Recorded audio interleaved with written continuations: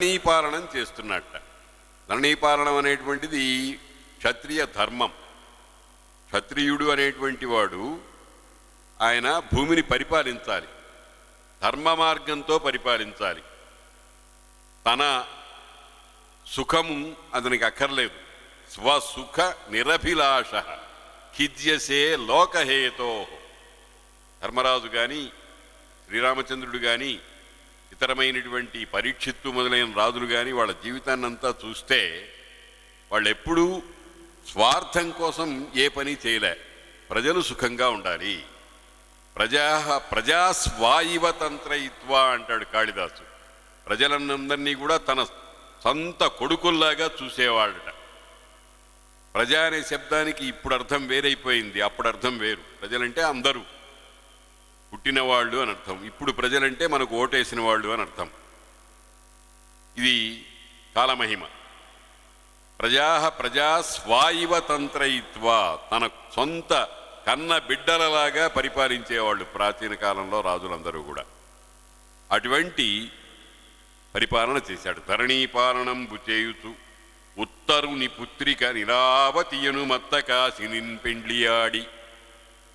అభిమన్యుడి భార్య ఉత్తర, విరాటరాజు కూతురు. ఆ ఉత్తర ఆమె ఉత్తరుడు విరాటరాజు కుమారుడు. మనం మామూలుగా పరిహాసప్రాయంగా మాయాబజార్లో రేలంగి చూచి ఉత్తరుడంటే భ్రష్టపు వెధవా అని అనుకుంటాం. కానీ ఉత్తరుడు చాలా గొప్పవాడు. ఏదో జీవితంలో ఒక చిన్న సన్నివేశంలో అతడు బెదిరిపోయినటువంటి విషయాన్ని కొంచెం అతివేలంగా చెప్పారు. కానీ చరిత్రలో పురాణంలో అతని స్థితిగతుల గురించి చాలా చక్కగానే చెప్పారు. అతని కుమార్తె అయినటువంటి ఇరావతి అనేటువంటి ఆమెను ఈ పరీక్షిత్తు పెళ్లి చేసుకున్నట్ట. అంటే మేనమామ కూతురు అన్నమాట.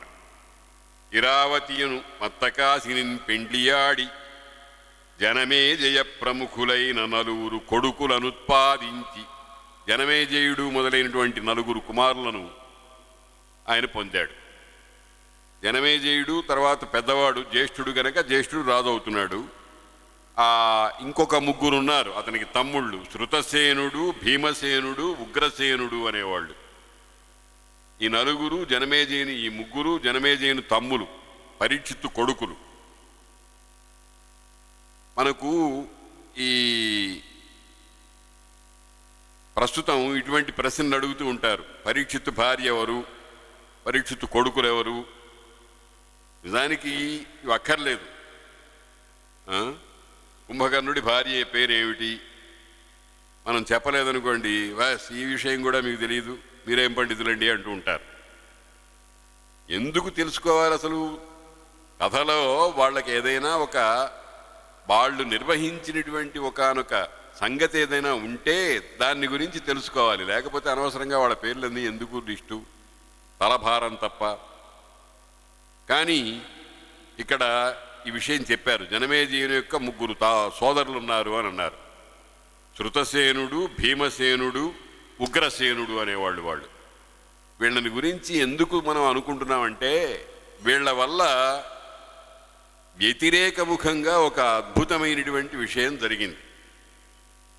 వీళ్ళే ఒక దేవసుని, దేవతల కుక్క అయినటువంటి సరమ అనేటువంటి దాని పిల్లవాడిని ఆ యజ్ఞం భూమి ప్రదేశంలో తిరుగుతూ ఉంటే దాన్ని కొట్టారు. ఆ కొట్టినటువంటి దానివల్ల ఆ కుక్క పిల్ల పోయి తల్లికి మొత్తుకుంటే ఆ తల్లి శాపం ఇచ్చింది, నీ యజ్ఞము పూర్తి కాకుండానే అయిపోతుంది, ఆగిపోతుంది అని చెప్పారు. అంటే కొన్ని పనులు, పాడు పనులు కూడా శుభంగా పరిణమిస్తాయి. అగో అటువంటి విషయాన్ని స్మరించడం కోసం జనమేజయ ప్రభృతులైనటువంటి నలుగురు కొడుకులను ఉత్పాదించి గంగా నికటంబున కృపాచార్యుండు గురువయ్యుండ యాగభాగంబులకు వచ్చిన దేవతల వీక్షింపుతూ భూరి దక్షిణంబులుగా 3 అశ్వమేధంబులాచరించాడు. ఈ పరీక్షిత్తు 3 అశ్వమేధ యాగాలు చేశాడు. ఒక అశ్వమేధ యాగం చేయటం అంటే చాలా కష్టం, చాలా శ్రమతో కూడినది, చాలా దీక్ష, నియమాలు, నిష్టలు, దానికి అనేకమైనటువంటి కట్టుబాట్లున్నాయి. వాటిని అన్నిటినీ పాటించుతూ యజ్ఞం చేయటం అనేటువంటిది చాలా కష్టమైన విషయం. కానీ యజ్ఞం అనేటువంటిది కర్తవ్యం. యజ్ఞము అనేది ఆత్మానందం కోసం కాదు, స్వార్థం కోసం కాదు. యజ్ఞం అనేటువంటిది ఈ ప్రపంచం అంతా కూడా, తాను పరిపాలించేటువంటి భూమి అంతటా కూడా ఈ పర్యావరణ పరిరక్షణ అని చేస్తుంది.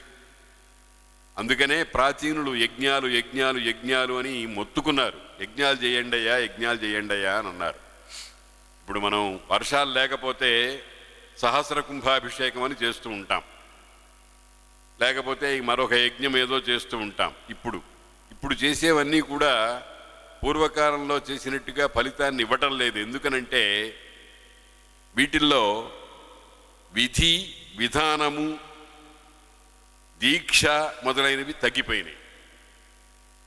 ఇప్పుడు యజ్ఞం చేసేవాళ్ళు పితృయజ్ఞం చేసేవాళ్లే, పితృయజ్ఞం అంటే తద్దినాలు పెట్టేవాళ్ళు కూడా యజమానుడు, కర్త, మంత్రానికి వచ్చినటువంటి ఆ స్వామి, భోక్తలు అందరూ కూడా కాఫీలు వగైరాలన్నీ పుచ్చుకుని తర్వాత మాత్రమే ఈ కార్యక్రమంలోకి దిగుతున్నారు. ఏదన్నా అంటే పర్వాలేదండి, అది ఔషధంలాగా తీసుకోవచ్చును అని చిన్న అమెండ్మెంట్ కూడా చెప్తూ ఉంటారు. దేశకాల పరిస్థితులు అట్లా వచ్చేసినాయి.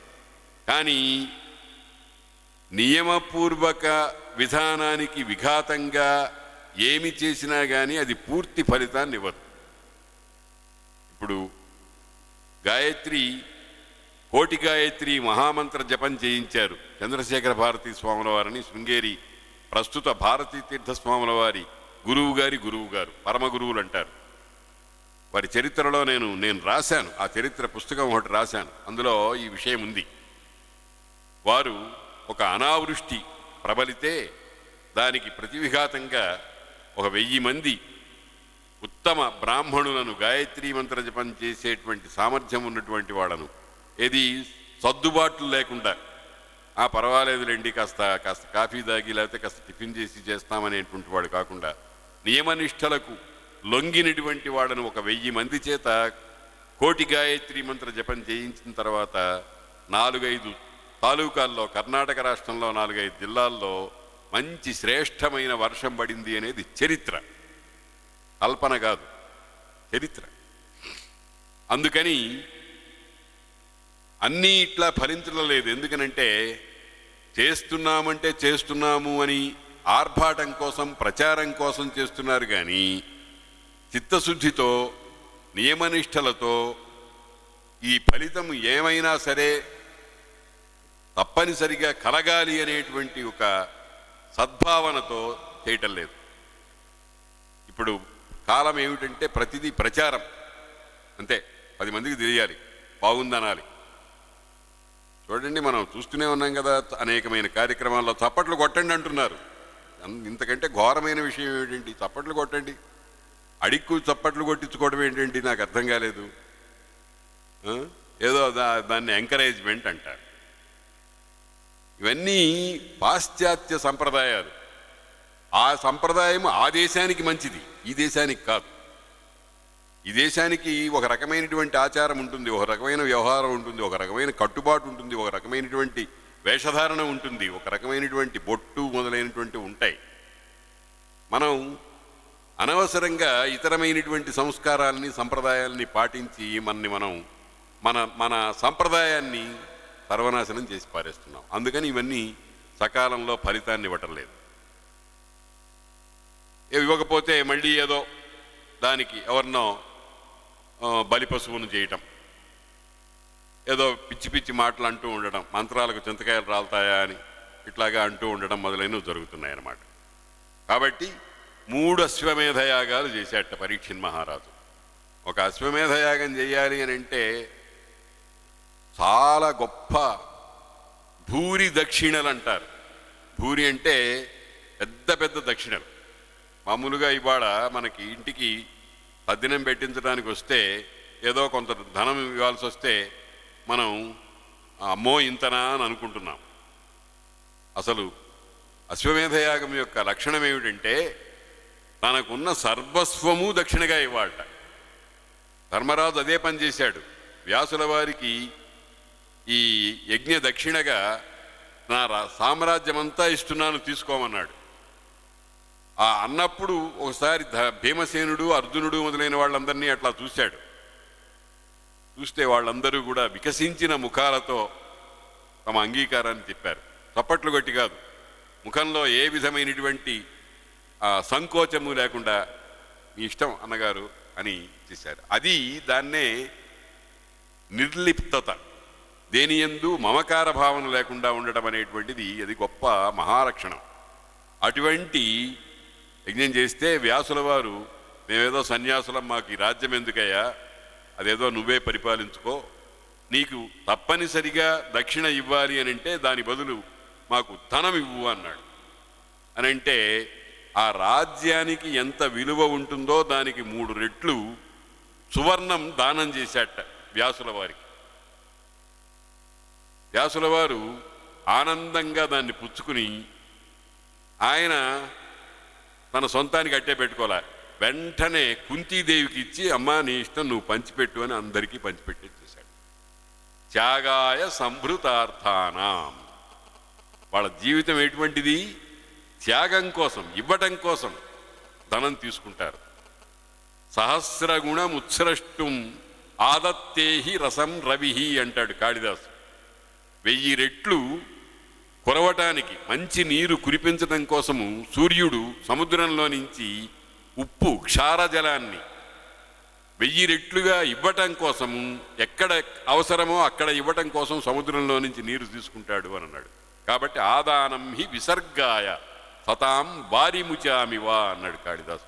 కాళిదాసు ఒక్కొక్క శ్లోకము ఒక్కొక్క శాస్త్రం అండి, ఒక్కొక్క వేదవాక్యం అండి. అందుకనే కాళిదాసు ఆర్షవాణి అని. మీరు ఎప్పుడైనా రఘువంశం మీద ప్రవచనాలు పెట్టించండి, చాలా అద్భుతమైనటువంటి మహాగ్రంథం, మహోదాత్తమైన గ్రంథం అది. కాళిదాసు అంటే వ్యాసవాల్మీకుల మనోభావాలన్నింటినీ కూడా జీర్ణించుకొని నోట్లో నుంచి మాట వెలువరించినటువంటి మహానుభావుడు.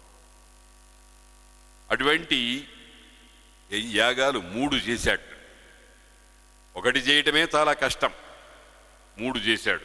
3 అశ్వమేధయాగంబులు ఆచరించి తర్వాత దిగ్విజయం చేశాడు. దిగ్విజయం ఏమిటంటే యశసే విజిగీషూణాం. నాకు భూమి అంతా నాది కావాలి, స్వాధీనం కావాలని కాదు, నేను నా ధర్మము, నా శక్తి, నా గొప్పతనము ఏమిటో సర్వలోకాలకు తెలియాలి. ఎందుకు తెలియాలి అని అంటే అందరూ కూడా ఇతని మహోదాత్త గుణాలని తెలుసుకొని మనం కూడా ఆ రకంగా ప్రవర్తించాలి అనేటువంటి భావన వాళ్ళ హృదయాల్లో కలగటం కోసం దిగ్విజయం చేస్తారు వాళ్ళు. యశసే విజిగీషూణాం, యశస్సు కోసం. యశస్సు అంటే ఏదైనా ఒక మంచి పని చేస్తే గబగబ గబ ఒక నోటి నుంచి ఒక నోటి నుంచి అట్లా వెళ్ళి వ్యాపించేస్తుంది. ఇప్పుడు మీడియా ఉన్నాయనుకోండి, టీవీలు, పేపర్లు ఇవన్నీ ఉన్నాయి. ఇప్పుడు ఏదన్నా ఒక సంఘటన జరిగితే వెంటనే ప్రపంచమంతా తెలిసిపోతుంది. పాతకాలం అట్టా కాదు. అతడు ఒక మహానుభావుడు, పరీక్షిన్ మహారాజు చాలా గొప్పవాడు, చాలా యోగ్యంగా ప్రజలందరినీ పరిపాలించాడు. ఆ రకంగా మనము అతడి విధానంలో బతకాలి అనేటువంటి భావనను హృదయంలో బాగా నింపుకోవడం అనేటువంటిది ప్రయోజనంగా దిగ్విజయం చేస్తారు. అంతేగాని రాజ్యాకాంక్షతో కాదు, నాకు ఇంకా కావాలని ఆశ కాదు. చెప్పాను కదా, ఎంత సంపాదిస్తాడో అంత దానం చేసేటువంటి బుద్ధి ఉన్నవాడు వాడు. కాబట్టి మనం అనుకోకూడదు. మధ్యన భారతీ తీర్థస్వాముల వారు తెలుగుదేశానికి, తమిళ దేశానికి యాత్ర చేశారు 2013 సంవత్సరంలో. ఆ పాదయాత్ర వారు యాత్ర చేశారు తెలుగుదేశం అంతా. చేసినప్పుడు వారికి మఠానికి ఒక సంప్రదాయం ఉంది. ఏమిటంటే పాద పూజలు చేస్తూ ఉంటారు. పాద పూజలు అంటే అమ్మవారి పాదాల పాదుకలు అక్కడ పెట్టి అష్టోత్తర శతనామాలు కానీ, త్రిశతి కానీ, సహస్రనామాలు కానీ చెప్పి పూజ చేస్తారు. దానికి ఒక రేటు ఉంది. 3000 రూపాయలు, 1500 రూపాయలు, 700 రూపాయలు, ఇట్లాగా. ఒక ఆయన ఇదంతా చూసి, ఏం స్వాములండి పాద పూజలు చేయించుకుంటున్నారు, డబ్బు సంపాదిస్తున్నారు అని ఒక బాధ్యత గల వ్యక్తియే అన్నాడు. కానీ మనం చాలా జాగ్రత్తగా ఆలోచించాలి. ఆ మఠం శృంగేరి వెళ్ళి మీరు ఎప్పుడన్నా చూడండి. ఆ మఠం నిర్వహణ రోజుకి కొన్ని వేల మంది భోజనం చేస్తున్నారు అక్కడ.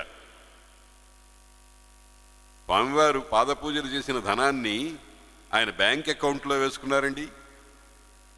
భోజనాలు పెడుతున్నారు కొన్ని వేల మందికి. అక్కడ ఆ భోజనాలు చేసేటువంటి ఆలు మొదలైనవి చూస్తే కళ్ళు తిరిగిపోతాయి. అక్కడ ఈ ప్లేట్లన్నీ కూడా పర్వతంలాగా అటాగా పేర్చి ఉంచుతారు. ఎవరొచ్చినా కానీ నిరసించడం కానీ, ఏదో దిక్కుమాలిన వాడికి పెడుతున్నాం అనేటువంటి ధోరణితో కాదు, మంచి ఆదరించి భోజనం పెడతారు. దీనికి అది మఠ సంప్రదాయం. దానికి ఇవ్వగలిగినటువంటి వాళ్ళ దగ్గర నుంచి మీరంతా తప్పనిసరిగా పాద పూజలు చేయండి, 3000 కట్టండి అని ఎవరిని శాసించలేదు. మీ మనస్సుల్లో మీకు ఉత్సాహం ఉండి ఈ సత్కార్యానికి మనం ఇచ్చేటువంటి 3 రూపాయలు అక్కడ 3000 రూపాయలు అక్కడ ఎందుకు పనికిరాదు. రోజుకి 5-6 లక్షల రూపాయలు భోజనానికి వినియోగం అవుతూ ఉంటుంది. అందులో మనం 3000 ఎంత? కాబట్టి అది సత్కార్యం చేస్తుంది. మనకు ఒక అవకాశం కల్పించినారు స్వామివారు. నీవు కూడా దానం చేయదలుచుకుంటే ఈ రూపంగా దానం చేసి ప్రతివాడికి అన్నం పెట్టవయ్యా అని చెప్తున్నారు. కానీ మనం దాన్ని అపార్థం చేసుకుంటున్నాం. కాబట్టి ఒక మంచి కార్యాన్ని దుర్వ్యాఖ్యానం చేయటం అనేటువంటిది మన మనస్సులో ఉండేటువంటి ఒక బేరు పురుగు లాంటిది, ఒక తుచ్చమైనటువంటి భావన. అటువంటి దిగ్విజయ కాలంబున గోమిథునంబు తన్నుతున్న శూద్రుండును రాజచిహ్న ముద్రితుండును కలిన్ బట్టి నిగ్రహించే. ఆయనట వెడుతూ దిగ్విజయం చేస్తూ ఉంటే ఆయనకు ఒక సన్నివేశం కనిపించింది. ఒక దుర్మార్గుడు గోమిథునమును అంటే ఎద్దు ఆవు, గోమిథునము. గో శబ్దము సంస్కృతంలో ఎద్దుకి ఆవుకి కూడా దాన్ని ఉపయోగిస్తూ ఉంటారు. గోమిథునాన్ని తన్నుతున్నాడు ఒకడు. ఎవడు వాడు? త్రైవర్ణికుడు కాడు, కానీ రాజచిహ్న ముద్రితుడు, రాజుగా వేషం వేసుకున్నాడు. ఓ చక్రవర్తిలాగా వేషం వేసుకున్నాడు. అంటే వేషం వేసుకున్నాడు అంటే వాడు కాదునే అర్థం కదా. ఆయన కలిని పట్టి నిగ్రహించే, వాడిని శిక్షించాడు, వాడిని అదుపులో పెట్టాడు, వాడి పని చేయకుండా సాగకుండా చేశాడు. ఎవరు? పరీక్షిత్. అంటే ఏం చేశాడనమాట? కలి విజృంభణను అడ్డుకున్నాడు. మామూలుగా మన సృష్టిలో ఇప్పుడు ఉండేటువంటి వాతావరణంలో మనం దేన్ని పట్టించుకోం. మనకు ఆపద వస్తే తప్ప ఏదో జరుగుతుందండి. ఒకడు నుంచుని అక్కడ ఆవుని కొడుతున్నాడు అనుకోండి, పాపం అయ్యో అనుకుంటాం, మన దారిని మనం వెళ్ళిపోతాం.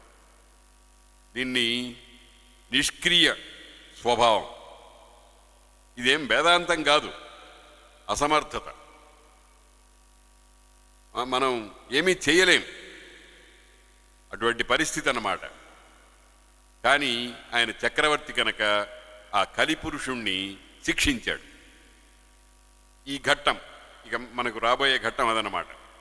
ఇందులో చాలా రమణీయమైనటువంటి విషయాలు 2 ఉన్నాయి. ఒకటేమో ఎద్దు రూపంలో ధర్మము, ఆవు రూపంలో భూమి, ఈ 2 ఉండటం, ఆ రెండిటి సంవాదం, ఆ 2 దెబ్బతినటం, ఆ దెబ్బతిన్న తర్వాత ఆ దెబ్బ కొట్టినటువంటి వాడిని రాజు అయినటువంటి వాడు కొట్టడం, ఇది వృత్తాంతం.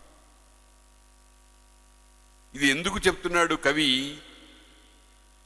కాలము ఎటువంటి మార్పులకు కారణమవుతుంది. అప్పుడు పాలకుడు అనేటువంటి వాడు ఏం చెయ్యాలి? రాజుకి పాలకుడు అని పేరు, నేత అని పేరు. నేత అంటే నడుపువాడు, నడిపించేవాడు. నడిపించేవాడు సర్వాత్మన పరిశుద్ధుడైతే తప్ప నడపలేడు. ఏ తండ్రి రే నాకు సిగరెట్ ప్యాకెట్ తెచ్చిపెట్టరా అని కొడుక్కి ఆజ్ఞ ఇచ్చేవాడు కుమారుణ్ణి రే నువ్వు సిగరెట్ తాగద్దు అని చెప్పగలడా? వాడు సర్వాత్మన పరిశుద్ధుడైతే తప్ప కుమారుడి యందు మంచి గుణాలు నిక్షేపించలేడు. కాబట్టి అటువంటి కలిని బట్టి నిగ్రహించాడు అని ఈయన చెప్పాడు. ఎవరు? సూతుడు. సూతుడంటే పౌరాణికుడు, పురాణాలలో బాగా సర్వము తెలిసినటువంటి వాడు, పురాణ విద్య యందు బాగా ఆరితేరినటువంటి వాడు. అతనికి ఉగ్రశ్రవసుడు అని పేరు.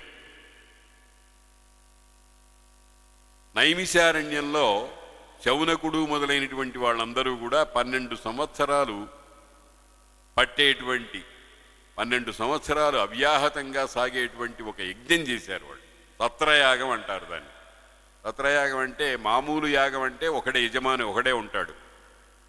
సత్రయాగం అంటే చాలామంది, ప్రతి వాళ్ళు యజమానులే. యజమానుడు అంటే యజ్ఞం చేస్తూ ఉన్నవాడు. యజమానుడు అనే శబ్దానికి ఒరిజినల్గా అర్థం ఏమిటంటే యజ్ఞము చేస్తూ ఉన్నవాడు అని అర్థం. ఇప్పుడు ఇంటి స్వామి అనే అర్థం వచ్చింది.